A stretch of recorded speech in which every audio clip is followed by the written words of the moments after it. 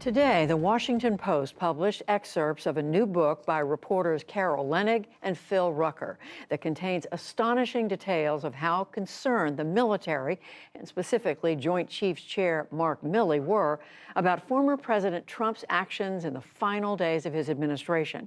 To talk about that, I'm joined by Yamiche Alcindor and Nick Schiffrin. Hello to both of you. Some blockbuster material in this book. But Nick, let's start with what we were just discussing. And a lot of it has to do with the fears on the part of the Joint Chiefs Chair Mark Milley. What were they? Yeah, so Milley and other military's fears about what President Trump was capable of, about the lack of confidence in his decision-making, really accelerated when Trump fired Secretary of Defense Mark Esper. That was in early November, when Trump was threatening to fire other senior officials, including CIA Director Gina Haspel, and when he installed loyalists to run the Pentagon. Current and former senior officials I talked to say those loyalists pursued policy changes, traveled the world without any deliberation with other U.S. officials and without sharing details of their conversations. And so Milley, along with Secretary of State Mike Pompeo and others, really tried to hold the line on policy. They froze out Trump loyalists. They feared that those policies would be made on the back of envelopes. They feared that some of those loyalists might start a war even. And they feared that Trump could do anything to stay in power, including perhaps creating a crisis in the U.S. that would require the deployment of the U.S. military in the U.S. And so, as first reported by Carol Leonnig and Phil Rucker, Milley compared these days to 1933, when Hitler used an attack on the German parliament to establish a Nazi dictatorship. Milley said this is a Reichstag moment. His fear was existential. He thought they were capable of a coup. He said they're not going to effing succeed. You can't do this without the military. You can't do this without the CIA and the FBI. We're the guys with the guns. Perhaps it goes without saying, but the thought of the president's chief military advisor thinking that the president was capable of creating a coup is remarkable. It leaves one speechless. But Yamiche, you, of course, were covering the White House then. What is your reporting about what was going on at that time, about what President Trump was doing, and what is he saying about all this right now?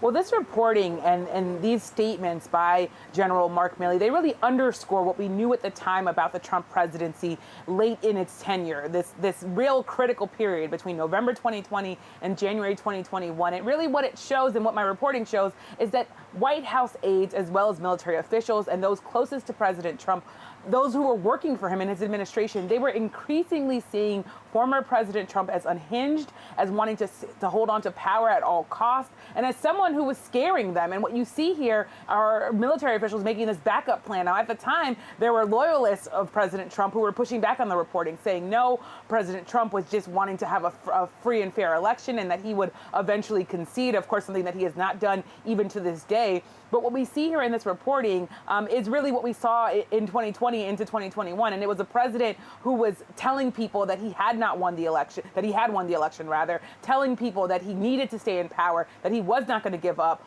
That said, today the president did put out a statement, the former president, I should say, put out a statement today. I want to read part of what he said. It's a sort of remarkable statement. It was about 400 words. It said in part, "I never threatened or spoke about to anyone a coup of our government, so ridiculous. Sorry to inform you, but an election is my form of a coup. And if I was going to do a coup, wait for it, Judy, one of the last people I would do it with is General Mark Milley." And I said wait for it because that last part is really remarkable. He's saying if I did want to have a coup d'etat, if I did want to take over the government unfairly and illegally, then Mark Milley wouldn't be who I would want to do it with. We've never in American history, of course, seen a president talking about a coup d'etat. So today really is also underscoring that President Trump has not changed his position and continues to really be someone that makes a lot of people around him very nervous.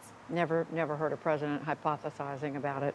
And so, Nick, after January the 6th, what did the national security apparatus in this country do? Yeah, the former and current senior officials that I've been talking to say that those fears that they had before January the 6th about what Trump was capable of, about his decision-making, only accelerated. And so they reiterated with each other that they wouldn't resign. They worked to avoid any crisis that would require the president to respond. And so they tried to not provoke around the world. They also tried to send a couple of extra messages of deterrence to adversaries, including Iran. And then the military deployed unprecedented numbers of service members to protect inauguration in Washington, D.C. And Milley and others breathed a sigh of relief on January 20th that it went off peacefully. And as you were reporting, and as Yamiche has reported, the president continues to make these claims that he won the election. Yamiche Alcindor at the White House. Nick Schiffrin, thank you very much. Thank you.